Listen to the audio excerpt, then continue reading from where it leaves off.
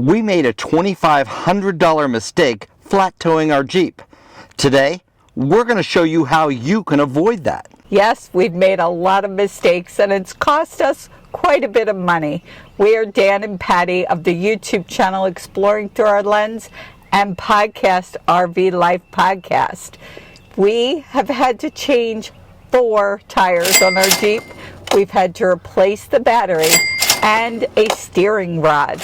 Now today we want to talk about this to help you avoid some of these costly mistakes. No matter what you tow behind your RV, it's really important to be aware of everything around you. Now, there are several ways you can tow your vehicle behind the RV.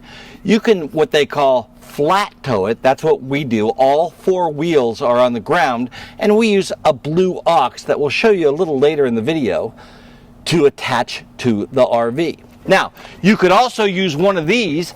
This is a 2-wheel tow dolly. And you put your front 2 wheels up on this, and then you just tow the back wheels as you're riding down the road. Now, the third way you could do it is you could get a trailer and get your vehicle, all 4 wheels, up on that trailer.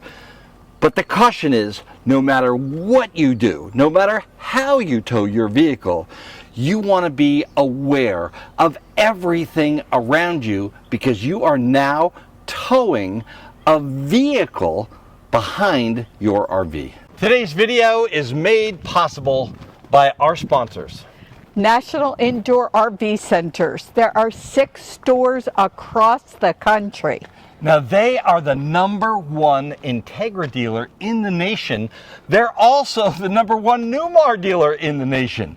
Brett, Angie, and the whole gang here at National Indoor, it's just an incredible company to be our sponsors. Absolutely. And if you're looking for a new or used RV, this is the place to come. It is extremely important that you understand your towing system. You may have a Blue Ox towing system that's very similar to this one, but the nuances of every single towing system may be just a little bit different. So it's really important to understand your system. Right now, I'm going to go through the basic components of our system in the front of the Jeep. It starts with this piece right here, and this piece actually can come out if we wanted it to, but this is where the attachment goes to attach the Jeep to the RV, and there's one on each side. Now, right next to that is where the safety hook is. So we have a safety cable that goes from the back of the RV to the Jeep, just in case there's a failure on the tow bar. And the final, and I'm going to say maybe most important part of this whole system is right down here, and that is where you hook your electric system from the RV to the Jeep so the brakes and the turn signal works every single time. Now, I'm going to show you some video from a while ago of going through our safety check. You should go through your safety check every single time you hook up your Jeep, and every time you stop for gas, stop at a rest stop, stop for food. Anytime you stop your vehicle, you should do a walk around and make sure that all the components are hooked up properly. As you can see, we're now in the back of the RV, and this is our Blue Ox system.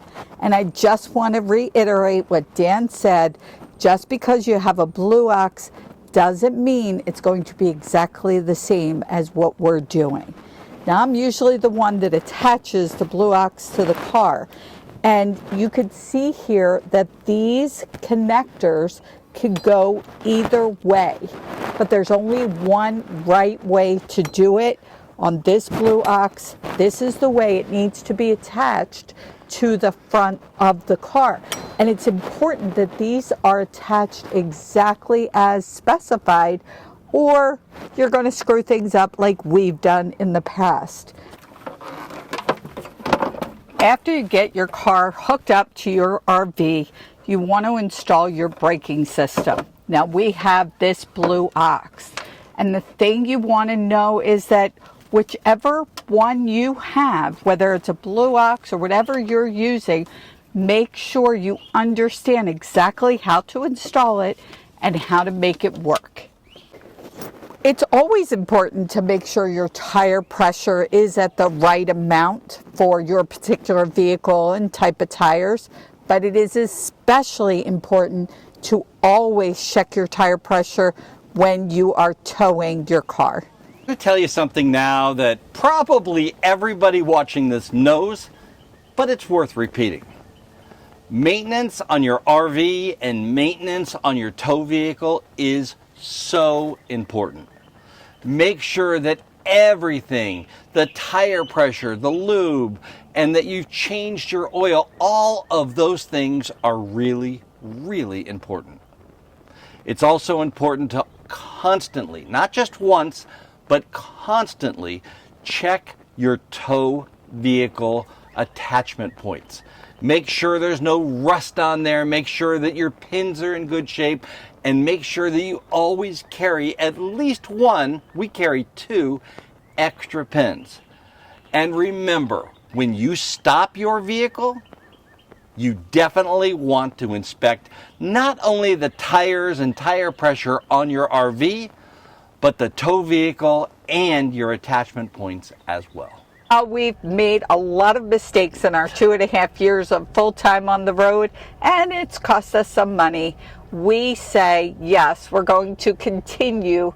We're just going to maybe do a little better research, a little more knowledge, and we hope that what we have shared will help you. You know, when you talk about a little more knowledge, sometimes, you know, if you could put a comment or talk about what your experience is flat towing in the notes, then other viewers can see it, and that really, really helps people out.